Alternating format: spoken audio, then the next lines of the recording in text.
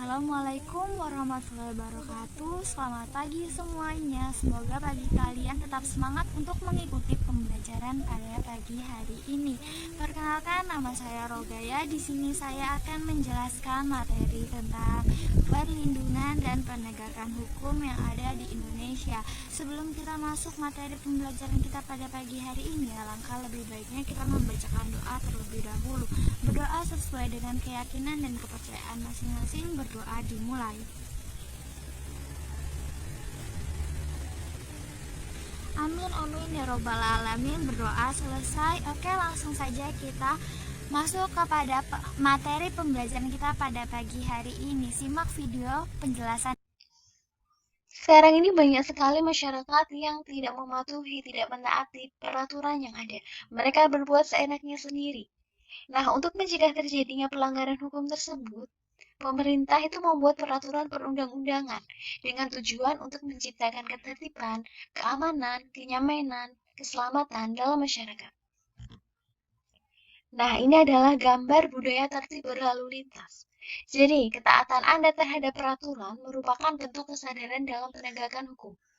Jadi bagi kalian yang sudah merasa mematuhi, menaati peraturan, jadi kalian itu sudah memiliki kesadaran dalam ikut serta penegakan hukum yang ada. Nah, selanjutnya adalah perlindungan hukum itu ada dua, yaitu preventif dan represif. Kalau preventif itu adalah perlindungan hukum yang diberikan oleh pemerintah dalam tujuan untuk mencegah sebelum terjadinya pelanggaran. Jadi, dibuat peraturan perundang-undangan dengan maksud mencegah pelanggaran serta memberikan rambu-rambu atau batasan. Sedangkan perlindungan hukum represif itu adalah perlindungan akhir berupa sanksi seperti denda, penjara, dan hukuman tambahan yang diberikan apabila terjadi sengketa atau telah dilakukan pelanggaran.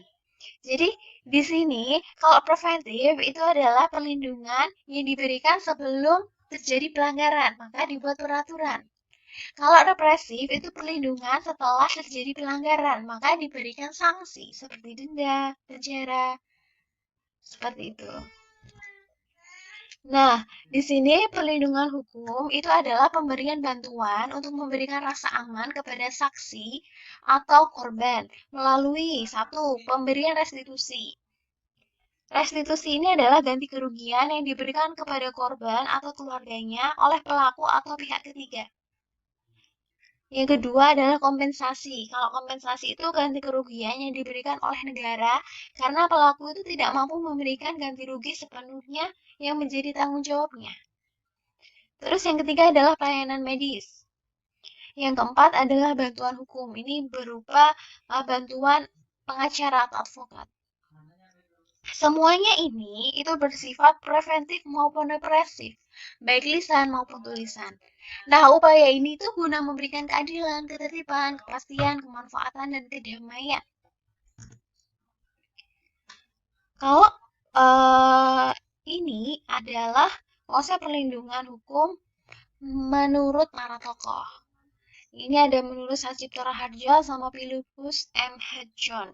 Kalau menurut Sacipto, itu adalah perlindungan hukum itu memberikan pengayoman terhadap hak asasi manusia yang dirugikan orang lain atau perlindungan itu diberikan kepada masyarakat agar dapat menikmati adalah adanya perlindungan dari pemerintah kepada warganya. Yang kedua, adanya jaminan kepastian hukum. Yang ketiga, berkaitan dengan hak-hak warga negara. Yang keempat, adanya sanksi hukuman bagi pihak yang melanggarnya. Nah, ini adalah contoh peraturan perlindungan hukum. Jadi di sini pemerintah itu memberikan perlindungan hukum, memberikan payung hukum kepada kita semua. Contohnya, ada hak cipta sesuai dengan Undang-Undang Nomor 28 Tahun 2014. Ada hak paten, hak merek, hak perlindungan konsumen, hak perlindungan varietas tanaman, hak perlindungan anak, yaitu Undang-Undang Nomor 32 Tahun 2002. Jadi, di sini pemerintah itu sudah memberikan perlindungan hukum kepada kita semua apabila ada seseorang yang melanggar. Nah, jadi seseorang yang melanggar tersebut, otomatis mereka bertentangan dengan perlindungan hukum yang sudah dibuat oleh pemerintah itu.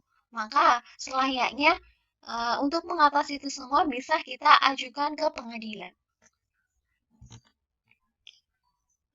Perlindungan hukum pun juga ada terhadap tersangka. Karena hak tersangka itu diatur dalam perundang-undangan, yaitu dalam Kitab Undang-Undang Hukum Acara Pidana (KUHP). Untuk membela tersangka apabila sanksi yang dijatuhkan itu tidak sesuai dengan ia perbuat. Jadi di sini tersangka tetap ada perlindungan hukum. Terus yang selanjutnya adalah penegakan hukum. Yang tadi perlindungan hukum, sekarang penegakan hukum. Jadi merupakan syarat terwujudnya perlindungan hukum, yakni apabila kepentingan setiap orang akan terlindungi apabila hukum yang mengaturnya itu dilaksanakan dengan baik oleh masyarakat. Misalnya, perlindungan hukum konsumen itu akan terwujud apabila Undang-Undang Perlindungan Konsumen dilaksanakan. Bisa memahami arti dari perlindungan dan penegakan hukum? Nah, ini adalah salah satu contoh gambar reka ulang kejadian perkara. Kenapa ada reka ulang kejadian perkara? Karena ini adalah upaya untuk menegakkan hukum agar terang gitu ya, agar ada titik terang terhadap tindak pidana yang telah ia lakukan. Jadi biar jelas gitu ya, harus ada, ini adalah salah satu upaya, salah satu unsur untuk menegakkan hukum yang ada. Jadi biar sama-sama kita tahu ya kejadiannya itu seperti apa, kejadiannya itu menimpa korban tersebut di mana. Nah, ini adalah upaya penegakan hukum yang dilakukan oleh negara. Nah, sekarang kenapa sih penting perlindungan dan penegakan hukum? Karena satu, tegaknya supremasi hukum. Jadi di sini maksudnya semua tindak warga negara maupun pemerintah itu selalu berlandaskan hukum yang berlaku. Tegaknya supremasi hukum itu tidak akan terwujud apabila aturan yang berlaku itu tidak ditegakkan oleh masyarakat maupun aparat penegak hukum dengan baik. Nah, pentingnya yang kedua adalah tegaknya keadilan. Jadi di sini untuk mewujudkan keadilan bagi setiap masyarakat. Setiap warga negara itu dapat menikmati haknya dan melaksanakan kewajibannya merupakan wujud dari keadilan tersebut.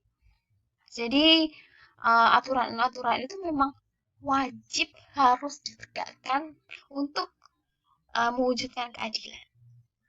Terus selanjutnya adalah mewujudkan perdamaian dalam kehidupan di masyarakat. Kehidupan yang diwarnai suasana yang damai itu merupakan harapan setiap orang. Jadi perdamaian itu akan terwujud apabila setiap orang merasa dilindungi dalam segala bidang kehidupan. Nah, kalau yang ini adalah faktor-faktor yang mempengaruhi berlakunya hukum dalam masyarakat. Yang pertama adalah faktor dari segi hukumnya sendiri.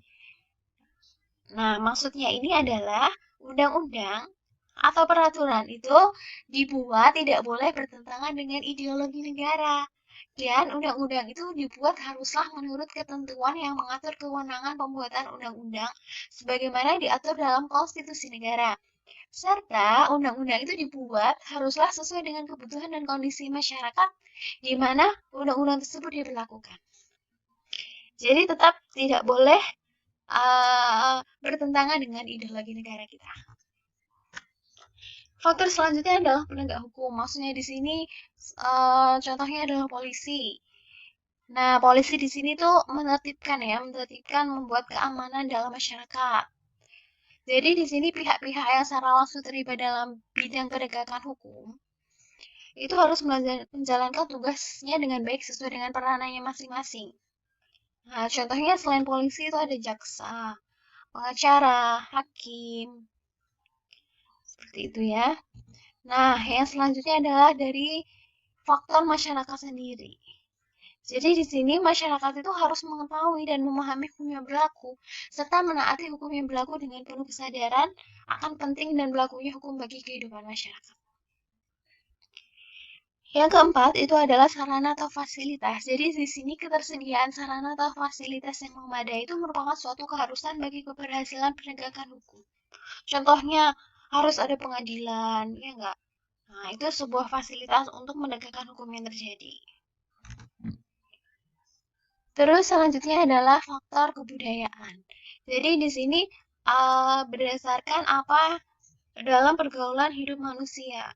Jadi nilai-nilai mana yang merupakan konsepsi abstrak mengenai yang baik sehingga harus dianut dan apa yang dianggap buruk sehingga harus dihindari.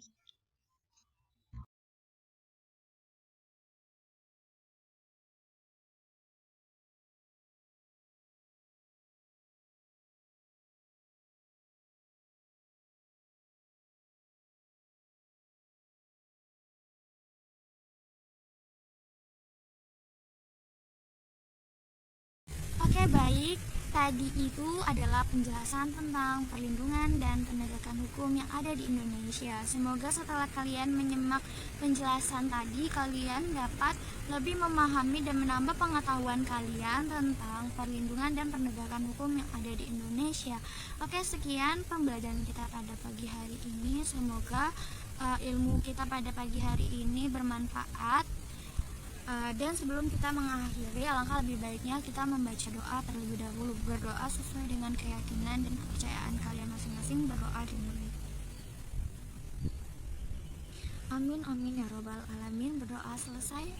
Wassalamualaikum warahmatullahi wabarakatuh. Bye bye.